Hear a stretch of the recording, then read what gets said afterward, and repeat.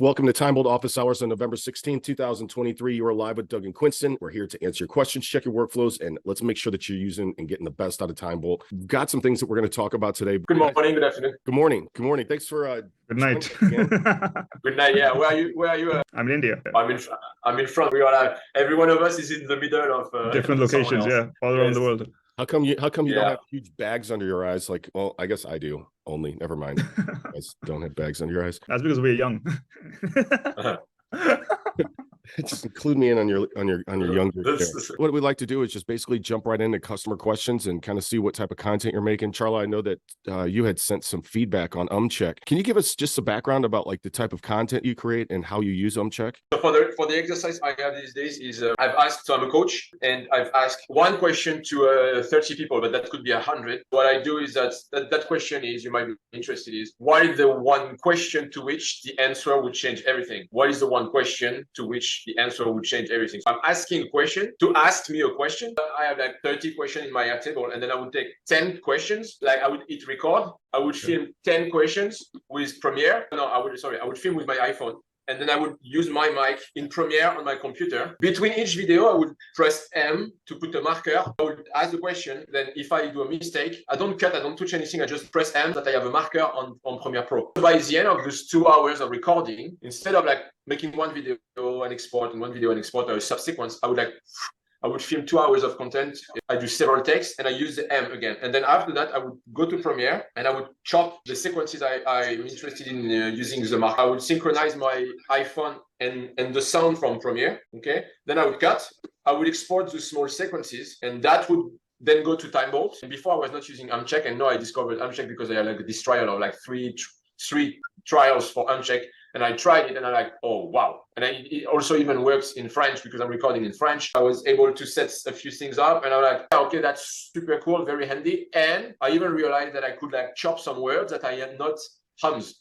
You would expect that you check the hums, but then, for instance, a word like and then or and then I would just remove all of like junctions. And I go bam, bam, bam, bam, and then the rhythm of my shots has just really improved, and that's right. Where I'm at, and why I want. Why it's adopted already. So you're saying in this 2 hour video, how many individual videos do you have? You say 10, and are these 10, 9, 10, and I know we're just kind of, but in the point of these, you're making these into 1 minute for shorts. Something less than a minute. There are retakes. I could make a mistake, and then in the end, I would have different sizes of video. I would have clips that are 5 to 15 minutes to address the question, and then that would go. It doesn't need too much shortening. It will go to YouTube. And then from these bigger videos, I will make shorts or anywhere between 40 seconds to a minute and a half or 2 minutes. I also use a Capcut now. But then my pain point is that I realize there are so many steps for me to work that I'm going back and forth between several apps. I guess if you've got 9 or 10 different videos inside there, Quinston, I'm trying to think of a better word. You're not using chapter markers for anything? Like, for YouTube. I'm sorry, are you making YouTube chapters with TimeBolt? Like for your 5 to 15 minute video? No, not yet. No. Okay. So, because I think with your 5 to 15 minute video, you have like 10 5 to 15 minute videos, and then for each one of the 5 to 15 minute videos, you're also whittling down into a short. Okay, sure. One recording. And then you take that file, that big 2 hour file, and then you put that into TimeBolt, right? And then TimeBolt does its thing. Yeah. And then from that, do you make shorts or do you make like 30-minute videos? Like what's that like? Well, I do both, and also I use a subtitle for 2 reasons. One is to import to YouTube, but I don't care. Another one is because I want caption, and another one is because I use the caption from Capcut, and I take the text and I use ChatGPT, and then from that I write my post. On my descriptions. Export from TimeBolt into Capcut. So basically are exporting from TimeBolt into Capcut, right? Is that how it's worked? And sometimes I will even come back to TimeBolt. It's just also because I've been coming back because sometimes I make a mistake. And then I also I get to know my tools. Probably the next batch of 10 videos is going to be way more efficient than the first one, that's for sure.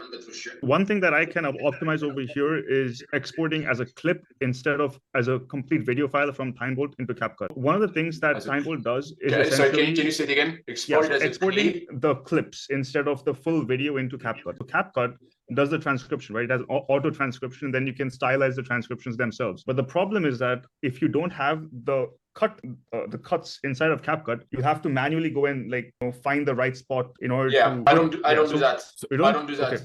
I do Premiere. Yep. That's what I'm saying. So even if you export a 1-minute file from TimeBolt, right, it's not going to have any cuts, right? If you just import a video file directly, it's not going to have any cuts in the middle, which means that when you go into CapCut, it's going to have it's going to have the transcriptions without any reference to where the cut between the clip is. I think, Doug, can you share your screen and just I don't think we're able to communicate what he's talking about. But what Quinton is saying here. So imagine right now I have a Zoom pulled up. This is an hour-long Zoom. Just imagine right now the reason you're working in Premiere, it sounds, because you're having an audio and a video source. Like you're using Premiere just to combine your audio and your video right into one single file. Yeah. You export out of there, so everything's in one file, and then that goes into TimeBolt. Within TimeBolt, you've got 10 different videos that are 10 to 15 minutes each, different interviews, right, or whatnot. No. Well, it started as a one file. There is the green one is my audio, and then I import my video, and then I put the graphic on top, which is going to be removed, whatever. And then you see all these markers, the green markers, is because when I record, I press M each time. If I need to retake, I don't cut, I don't stop, I just press M and then I do it again. And then from that, I would have to replay and be like, okay, well, that chunk between the two markers is going to be exported. I'm going to make this out, and this is in, and then I would export that, and that clip then will be imported into TimeBolt. Then I would optimize it, and then that optimized clip is going to go to CapCut maybe as a 5 or 7 minute video. And this is the problem, is that once I have the caption, then I bring it back to TimeBolt and I make a short or 2 short or 3 shorts. You're doing, wait a second, you're doing the 5 to 7 minute video. You're doing both the 5 to 7 minute video and the shorts in CapCut. Not necessarily. I think I can. I do the 10-minute video in CapCut, and then sometimes I bring it back to time that I already have the captions. Okay. Why don't you just cut it first in TimeBolt and then put it back into CapCut? Why do you do it the opposite way? Because usually what happens is we edit the whole video in TimeBolt, and then that is like the final video. You don't have to bring it back. You just put it into CapCut and then put the captions and then like upload it to YouTube or Instagram, etc. Why do you have to bring it back into TimeBolt is what my question is. To make a 45 seconds video, because for me in CapCut, maybe I'm doing something wrong. But you see, if I want to do the caption, are not styled, and then each time I would have to style it again. No, you shouldn't have to do that. There's a universal control on that. You should only have to stylize it once, and that automatically applies. I understand what. They apply to all. This is what I do, and then it will style. It's fast, but I still have to do it all the time. Here, let me show you. Let me show you what I would recommend doing. Like the fact that you've got everything recorded on one long timeline is absolutely like what we'd recommend. Export that out of Premiere, just a single timeline with audio and video. Pull that inside TimeBolt. It doesn't matter if it's 10 videos or 1 video. You can do all of your cut work right inside TimeBolt, right? What I would do is I would cut up all of it, right? Like across the board. And then what you can do is you can do this export as clips to a folder. All of your used segments across all 10 videos will now export as they'll be individual cuts. You could literally go in and drop in that whole folder into CapCut, stylize everything, do all the stuff you need to do. And then when it comes down time to save your 5 to 15 minute video, you're already going to have those segments like done and captioned. And now what you do inside CapCut is go ahead after you save and you just render one file, right? And then you can go in and do what I would do is I do copy paste, and I would just go in and do a quick trim, right? Fast to do a quick trim inside, like in QuickTime, you just hit right click and you do trim. You could trim up 10 different 5 to 15 minute segments, right? Now, once you're in CapCut, go in and now just remove all the extra clips that you don't want to make up. No, that would be too much, Doug. I don't think CapCut will be able to handle that. But it's all going to be cut up. It's all going to be already the timeline's cut. I don't think it can handle many files at once, like so many small clips at one time. So what I would recommend is just marking the cuts. Like for example, can we show him? Just go to the top, mark like 5 clips, and just export them as if you use markers. Look, if I go marker. I could do marker here and marker here, right? And as I'm adding up markers, okay, this could be in one of my segments, you're seeing the duration literally go up. Right? I love markers. I've been playing with that. I think it's every time I add a marker, you can see this duration right here going up. And now you're still working on this 1 minute video. Okay, you can have this master cut thing. Like that's the thing. He has 10. He's got to do it this way. Just show him, right? Just keep on the marked cuts and then export into. And then keep only mark cuts and then export it using Turbo. And that's what I've been doing also just with smaller files. Do keep only mark cuts first. Keep only mark cuts. No, keep only mark cuts and then export to. You can do keep only mark cuts. And that means that now you've got, for example, you said, right? Can you, only those cuts. And then what you do is, like, let's say you've got 1:10 or something like that. I mean, don't do turbo mode. Just show him the normal stuff first, just like normal how he does it. You can do export clips. Export clips to a folder, and all we do is just do select folder. This exports the clips. You'll see what happens here. See each one of these clips. Yeah. A specific time, right? Yeah. Rendered nicely and all that. All I do is when I open up CapCut, I just open up CapCut, select these, or I do an import file, and these all import as in sequential order. You should not be doing anything in CapCut. If you go to import like this, shit, typically, and they drop straight in. And as you can see, they're already numerically ordered. You're going to find that the captions all of a sudden are extremely accurate. See, they're cut properly. See, from clip to clip, to clip, because they're recognized as like a specific type of audio. You don't have to spend time like adjusting the clips, like where they start and where they begin. They're like, because the clips are like individual items, they start and end very precisely. I haven't found any issues with the synchronization of caption though, even with 15 minutes. But this is the thing, is that now you've got this timeline's all cut up. Look how simple it is to like now drop in transitions. What I'm saying, everything's all cut. It's really it's this.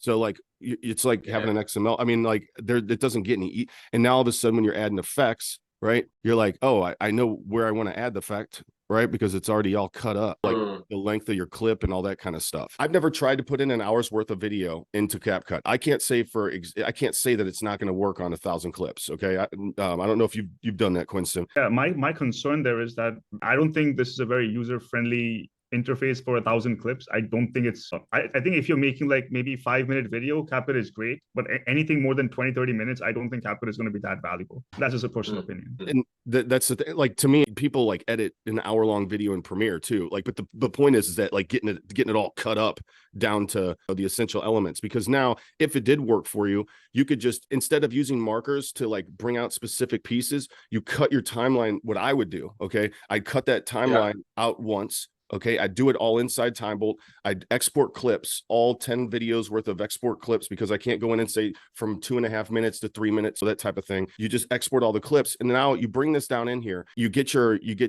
right. You could even you do your captions in here, and then if you wanted to, you could either start removing sections that are not important after you save your main file, or you export, and then you just break that down into 10 1-minute clips, right? Or what you do is, like you're saying, you have all these now done. This is now a good time to just say, okay, well, I'm going to go ahead and render this basically as 10 videos in one, right? And I'm going to do I'm going to chop it up into the correct video names, but I'm going to take that one long video that I just made with the captions and all that stuff. Now I'm going to throw it back into TimeBolt. What you're going to have is, you're not going to have any dead air on this stuff, right?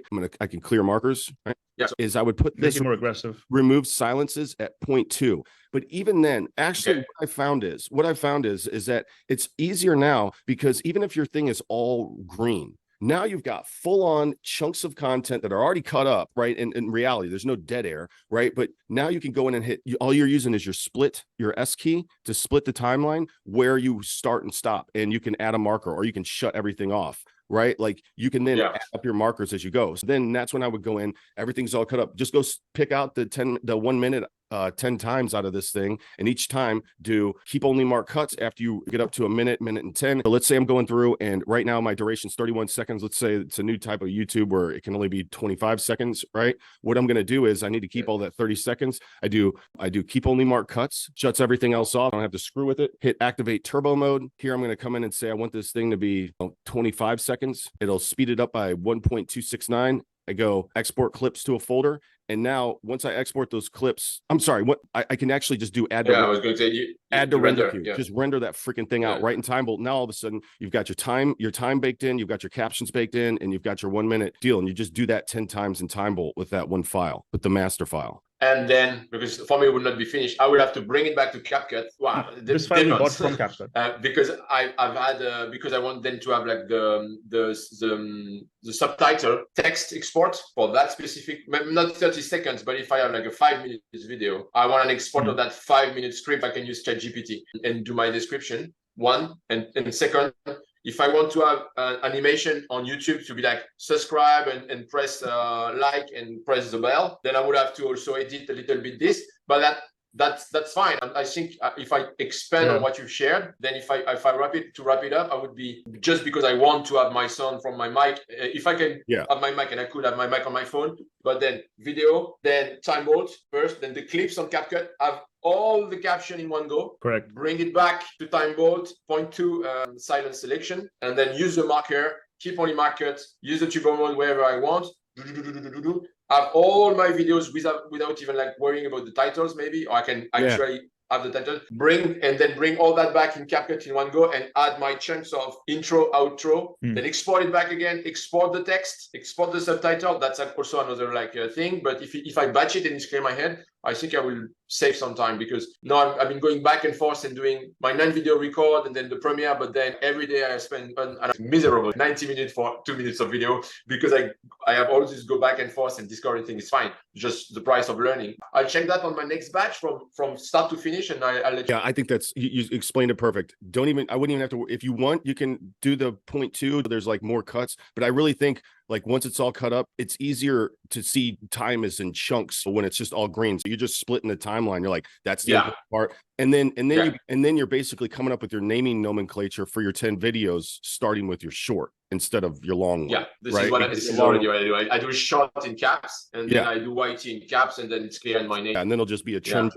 for your other ones, because you'll already have that in the master file. I think that'll work good. And then also that'll help with like when you run Umcheck. I just had an idea, and I want to voice it. I have my Airtable with all my questions, and what I could do is I could actually create I can take a small clip and have the names already. I can name all my questions. I would have like fake placeholders video with all the names. Like instead of writing it down, I could actually go change folder, change name, and click something which already named. That would be also a time saver in my brain. Did you used to, this might be an example, Quinston, of like, every once in a while we get these requests for stringing stuff together and like having multiple takes. Did you used to, before you did this, do 10 different video shoots instead of doing a 2-hour video? Did you ever just make 10-minute videos that are like 15 minutes because of how long they are? Like you said, no, I would not have done that, because I didn't have to. I would like shoot one video every other day or every day on my phone, and then that would deal with my video. I would use caption and splice on my phone. That would be it. That's cool, because you do everything from the phone. The first time I tried to batch. This is the first time you tried to, okay. And that's just sitting down, just straight. But I was already aware of TimeBolt, because I've been like using it already. I was like, that was obvious for me to go. And you had some ideas when it came to Umcheck. What's your experience with that? It would be different now, because then I would Umcheck 2 hours. I would not have to do Umcheck 10 times. Okay. So then my pain point is lesser. But my pain point was, I have a 10-minute video. I need to Umcheck and pay 50 cents and have an invoice for 50 cents. And then after that, I need to do another Umcheck for 40 cents or for 60 cents. I'm like, maybe that's suboptimal. I would love to give you a few dozen dollars, and then you remove my credits, and then I have an invoice. This is how I pay, for instance, when you pay for Happy Scribe, and then you would like buy a certain amount of word, and then it would be that discounted. Same for a lot of AI. You would pay for a certain amount of word, and it would be discounted. That's what I was thinking. I was like, okay, like take a lump sum of money, issue an invoice, and then when there is no more money, then I pay it again. But then again, my pain point was bigger, because I would have to do like each time I do a video, I have to do it. Now, if I take 2 hours of video, I will still have to do it, but it's fine, because I do it once for 2 hours. That makes sense. And what you're saying is basically, if there's a way that we break that, but you remove the friction for you as a business and a product. Correct. You still remove some friction for me to use Umcheck, because then I've paid it, and then I'd better use it, and then I get addicted to it because I love it, instead of like, okay, no, I need to pay it. Oh, where's my card? Oh, okay, no, I need to go to my email and click a button. No, fuck that. And then I'd rather pay a little bit more, or you probably have a little bit less money, and have the people be like, whoa. And even if you don't make money on Umcheck, depending on where you're at on your ARR framework of acquisition of users, then Umcheck is also one feature that gets me like, wow, this is a shit. And I want to talk about it. And I want to write an email for you like this to be like, this is what I think. That's my, I'm going to. No, it's great feedback. Basically what he's saying is like, we look at pricing this thing where I would think we'd do it in like 30-minute chunks. We're going to have to eat the cost sometime. We'd have to find some way to price it to where it was like 2 credits per hour or something like that, right? We'll figure that out. I don't think that should be a problem. We can even do it per minute, just purchase minutes, 1,000 minutes at a time. Makes sense. Yeah, no, that would be it. And because like I'm spoiled, like because I noticed what's really cool is you've actually already got it all squared away on an account basis. I've got a little thing. I have 1,000 credits remaining. When I'm using Umcheck, I'm just no. We will figure that out. That is in the pipeline. It's just that we've been working on so many features. It's just like getting pushed in the background. It's coming. It's coming soon. I think it's just exciting on that end too. I'm glad you got a chance to use Umcheck and it's working out for you. It works in French. Yeah, it works in any language. I think it works in like 100 languages. Can you let our dev team know in France that they did a good job? Well, it sounds like that we've got your workflow squared away, got some good feedback on Umcheck user experience. That's something that we're certainly taking a look at. And do you want to ask him about the repeat?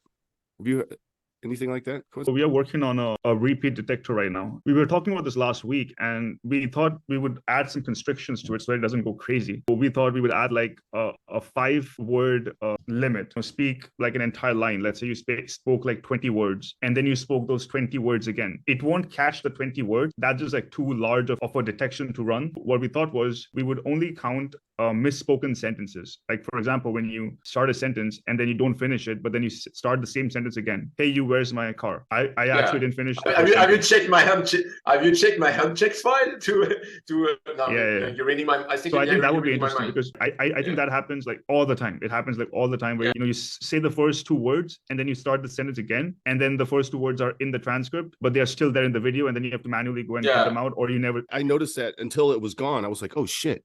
You end up starting, it's all with unscripted content, right?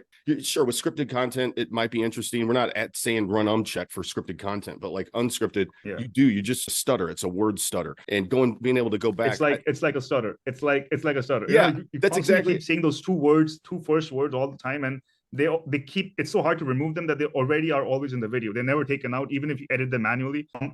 Cumbersome. I think like an automatic detector with Umcheck, that would be awesome, because then every sentence you start in the video is going to have like an ending, and there aren't going to be any false starts. Essentially, I think it's absolutely on point. Probably not a must-have, but I've been hacking my way to fake that using Umcheck. I would have my Umcheck, and I would be, what I want to say is the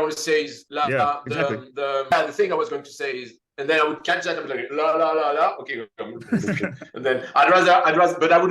The problem is I would use Umcheck, and it doesn't treat words, it treats sequences of characters. So then it would remove if I have like the, and I want to remove that, it's going to remove all the from that I can't. And keep the last one. So I would have to but if you do have a function as this, I think this is wonderful. Well, that's what I'm saying. Like it shouldn't be like a blanket thing, right? It should have some sort of like rules so it doesn't get out of control. Like you said, there are some sentences where the is actually the correct way of saying it. But it shouldn't be like a blanket thing you apply everywhere. It should have some rules. It's not going to impact like a single word. Maybe it starts from 2. Maybe minimum you need 2 words for it to trigger, or a maximum of 5 words. That's the sweet spot. Like I'm trying to find like what is the best number of words where the minimum and maximum where it actually gets triggered, and like that's the question we're dealing with right now. I don't think it should apply for entire paragraphs. Have you ever like this? I would go like 2 to 7. For some reason I haven't calculated, but 5 seems a bit low. Yeah, maybe. And your idea about 1, 2 is also safe. It's fine. It feels safe because it's okay to have 2 words. It's less okay to have 3. The safety has a price, which is you might have 2 words. You might have the thing I was going to say. And that's, I think that's fine to pay that price to be more on the safe end. From the top of my mind, that's what's coming. That's the feature we are currently like trying to perfect. That's where we're at. That's where Quince is at right now. Just kind of looking at that. It will. What's interesting, I'm also doing some analysis, some other competing transcriptions, and with Umcheck, we're catching. If we account for stutters, we're going to be catching 60% more. Like one more thing is that you said you want to put that file into ChatGPT. When you do you do get an email with which has a link to a web page where you can find the transcript for there are 2 types of transcript. One is the transcription file that you put inside of TimeBolt for that video file, and then one is a text file. So there's a text file which you get like a pure text file of all the content. If you want to just copy and paste that into ChatGPT, that will work too. Yeah. So there's the top one is the text file. So this comes right here. Download text file. Yeah. And this is what I do on a bigger. Exactly. I'm glad you brought that up. That's exactly what I do with. Rename it to something also. It downloads, and what I do is I basically just copy paste. This is all the transcript. right? And then I just copy and paste this thing into ChatGPT, and I'm like, give me a description summary. The problem is that you've got 10 different videos, right? There's 10 different. Yeah, the problem is if you have 2 hours, then that's a problem. It's too much. It's too much content. I think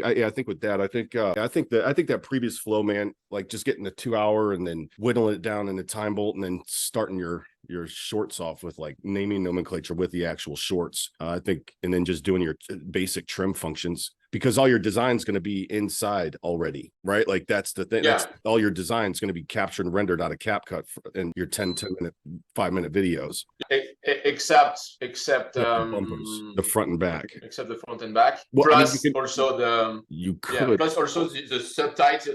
Plus I could actually bring I could be in Capcut, but I think you have to pay a price somewhere. You can't like I can't remove the work altogether. So there will be some work. Yeah. But the thing is, the more fluid it is and the less prone to error it is, the less brain straining it is, then that's already a very good win. For instance, sorry? That's a lot of content. 10 videos for like sitting down in one setting and knocking out 10 pieces of short form video content along with 5 to 10 minute pieces. That's a lot of content. You're gonna have a lot to work with there once that's all cut up and ready. Yeah, for the moment I raise the price with my time, but it's fine. I'm going to try that workflow on the next batch. Then also let you know. Surely there will be things to optimize afterwards. Yeah, please let us know. Let us know.